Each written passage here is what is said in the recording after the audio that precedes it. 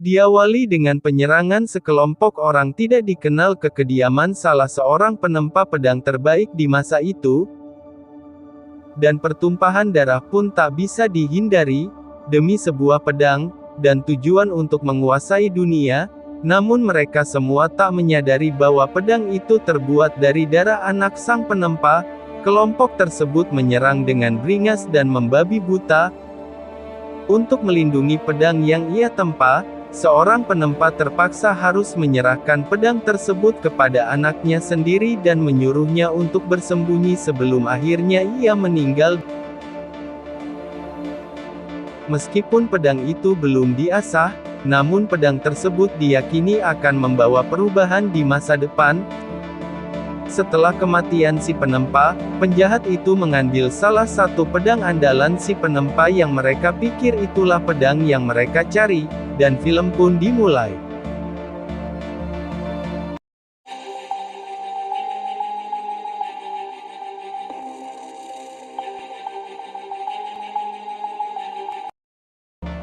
Beberapa tahun kemudian, anak seorang pemuda pemegang pedang legendaris yang bernama Meng Yang, ia dan beberapa sahabatnya nampak sedang mencegat seorang buronan, dan ia pun berpura-pura hebat agar mudah mengelabui buronan itu.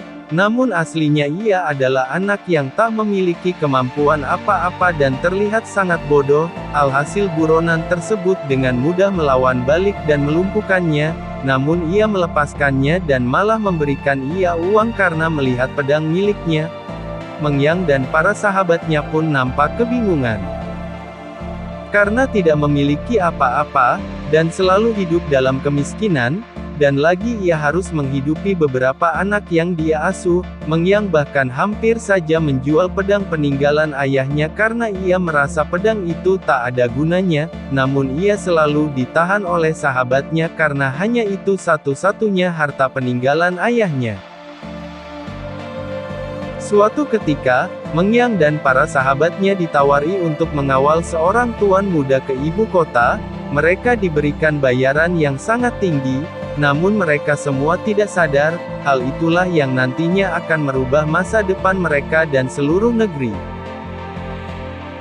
Di sebuah penginapan, mereka semua dibuat bingung oleh tuan muda tersebut, di mana semua pelayan penginapan itu terlihat segan dan hormat saat melihat tuan muda itu, dan akhirnya mereka semua pun menyadari bahwa tuan muda itu adalah putra mahkota dari kerajaan. Namun putra mahkota bersikap biasa dan mengajak mereka makan bersama di meja dengan alasan mereka semua adalah rekan. Mereka semua pun makan dengan gembira. Malam itu, ketika mereka semua sedang santai sehabis makan, mereka semua dikagetkan dengan penyerangan pria misterius yang membawa sebuah pedang pusaka, dan pertempuran pun terjadi, tanpa diduga. Meng Yang mengingat pedang dan lelaki tersebut, dialah orang yang telah membunuh ayahnya dan dialah orang yang menyebabkan hidupnya menjadi hancur. Karena amarahnya yang begitu kuat, tanpa diduga, pedang Meng Yang tiba-tiba bersinar. Meng Yang pun menjadi hebat dan berhasil memukul mundur penjahat itu. Di suatu malam, bertempat di tengah hutan, mereka semua kembali diserang oleh pria misterius yang hendak membunuh mereka di penginapan, dan mereka pun melakukan perlawanan, tetapi karena kekuatan mereka yang terbilang lemah dari para penjahat itu, mereka pun terpaksa harus lari menyusuri hutan. Tanpa disengaja, mereka malah terjatuh ke dalam sebuah goa yang dalam. Mereka pun tak sengaja bertemu dengan para pengungsi yang sedang bersembunyi di dalam goa tersebut. Karena mengetahui salah seorang dari mereka adalah putra mahkota, maka putra mahkota pun diikat dan hendak dibakar hidup-hidup. Beruntung istri dari ketua mereka mengaku berhutang budi pada putra mahkota tersebut, di mana putra mahkota membantu mereka pada saat kelaparan di jalanan. Mereka pun dibebaskan dan diantar keluar dari gua. Di sebuah lembah, ketika perjalanan menuju ibu kota, Meng Yang dan sahabatnya kembali dicegat oleh para penjahat. Mereka semua mulai bertempur dengan sekuat tenaga, namun karena tenaga mereka yang belum pulih, mereka semua pun harus berakhir dengan kekalahan.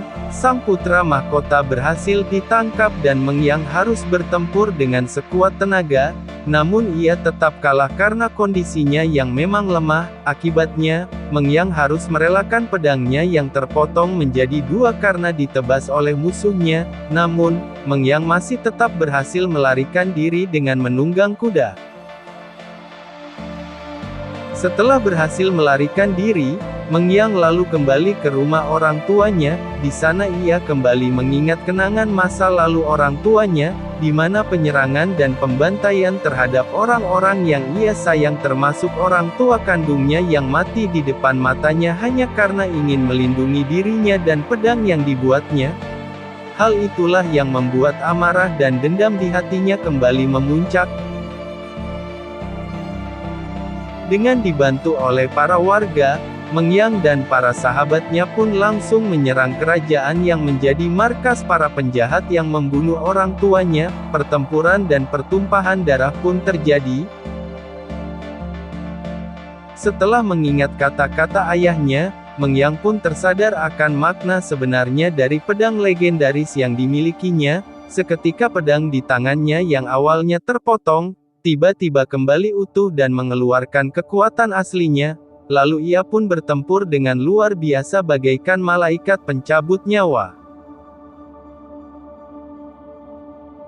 Dan raja musuh pun mati di tangan Mengyang. Akhirnya pangeran dapat dibebaskan dan ia bisa kembali menduduki tahta yang sebelumnya dirampas oleh raja musuh.